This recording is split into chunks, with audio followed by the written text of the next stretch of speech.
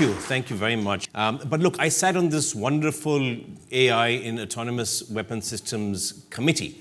And this was a cross-party committee with a lot of talented folks. And some people said to us that politicians can barely spell AI and all of this. But if you go online, download our report, I think we did a really, really good job. And I'd like to share some of my personal takeaways. This is not the view of the committee, but here's what I found over the last year. There's not a single senior defense commander anywhere in the world that's not thinking about AI very, very seriously today.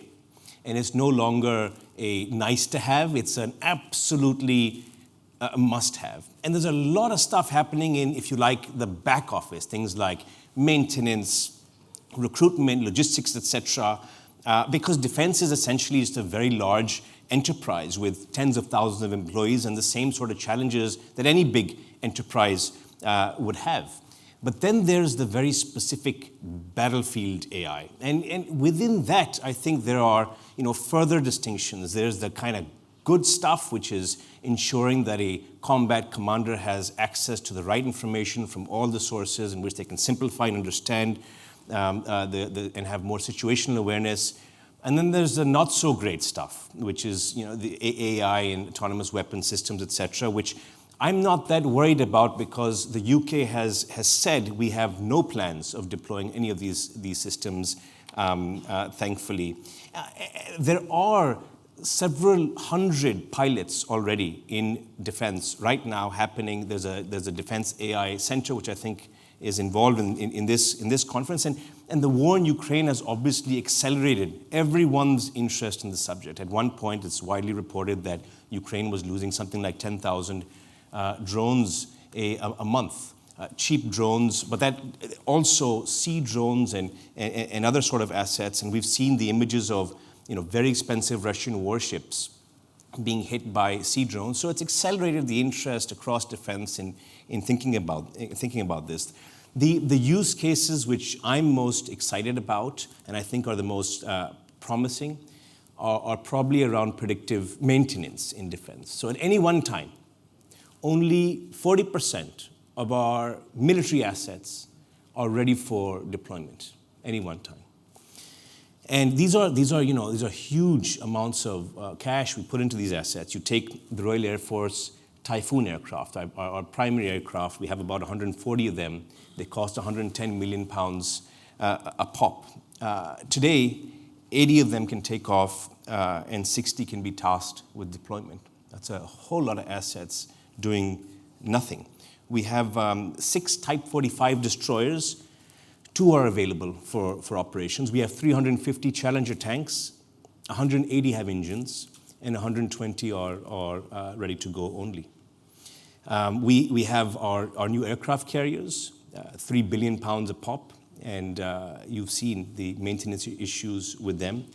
And we have the Type 26 frigates, 1 billion pounds a ship, and we have 8 on order. And so there's a whole lot of maintenance that needs to happen for these assets. And I think this is a real Gen AI opportunity. So you have a maintainer sat in a remote place with an asset that's not working.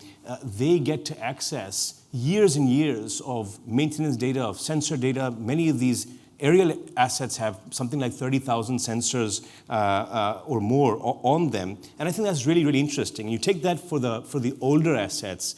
For example, the US Air Force, the B-52 bombers, have been around for 60 years.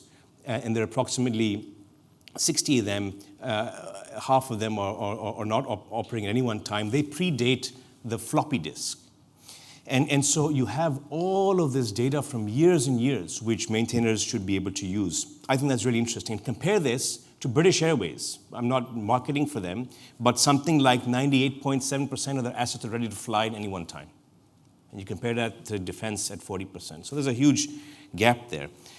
I think AI in contested logistics. So this is delivering the right supplies, ensuring that the supply chains are clear. So there's a ship in Thailand, a part in Singapore, an expert in Australia. How do you deal with supply chain shocks, etc.? I think that's really, really interesting as well. And I can go on and on about use cases, but I really do think that the the enterprise use cases are the really exciting ones right now, not the weapon system use cases. I think there's a lot talked about there, but that's where the action is. And there are a whole number of challenges, as you'd expect. In defense, sharing data is not natural. Sharing data between the corridor is not natural, let alone having to share with allies, because most of our operations are joint operations with other countries, and we have to make sure we're interoperable. And that's tough. There are no data lakes in defense. There are lots of ponds and swamps, but there are no data lakes. We have to make sure we buy the right tech. And this is a problem. We've got 12,000 people working in defense procurement right now. They could be their own NASDAQ-listed company. And they're the same individuals who buy a summary, for which they take 2 years to just come up with their requirements and then make the purchase. And so it's difficult. What we've done here in the UK is introduced a program called Commercial X, a defense program, where we're trying to buy quicker from smaller businesses, et cetera. And I think it's working, but it'll take time. For that, we need to make sure we have the right people hired, and it's difficult to compete with industry. And so, quitting your nice tech company job and, your granola dispensers and your bean bags to come work in the Ministry of Defense is not attractive for everyone. The US chief AI officer in the Department of Defense left his job at Lyft to come work in defense because he wanted to serve. But it's really hard to get folks and to compete with industry. And then final couple of things, and you've talked about this in other bits of the conference, the ethics of AI in defense are a real issue, and the public are rightfully worried. I'm worried. I'm worried because an AI system asked to determine a target will determine someone who looks like me. Early 40s, South Asian, male, pretty fit, hit them. And so I'm concerned, and it's a real tough one. The US Department of Defense recently did a bounty exercise asking members of the public to find biases in the data sets. And that's not very hopeful if we're having to crowdsource. And you can't put all of those sensitive data sets out there for crowdsourcing as well. For the lethal use cases, we have something called an Article 36 weapons review process, which is the interpretation of international humanitarian law when a new weapon system is deployed. And so that's a pretty stable system. I'm not too concerned about the weapon systems passing through that procedure, which would not be compliant with international humanitarian law in this country. But it's about keeping an eye on our adversaries, state adversaries and non-state adversaries. If they start developing AI in weapon systems, what will we do? Hopefully we'll maintain our higher moral ground. Like if an adversary deployed a chemical weapon, we wouldn't do the same. But in AI, it's different. And so we know that our adversaries are recruiting talent that has been trained by NATO countries and NATO militaries. And that's happening across NATO. And I think that's worrying. Folks that defense spends money on training for years and years go on to work for an adversary. It's something that needs to be looked at.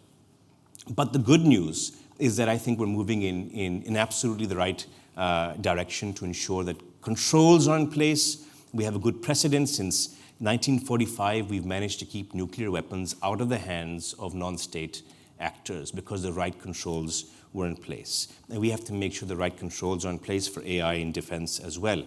So please don't lose any sleep. Enjoy the conference. There are not going to be killer robots out there in the battlefield anytime soon. Thank you very much, and I hope you enjoy the rest of your short afternoon now. Thank you.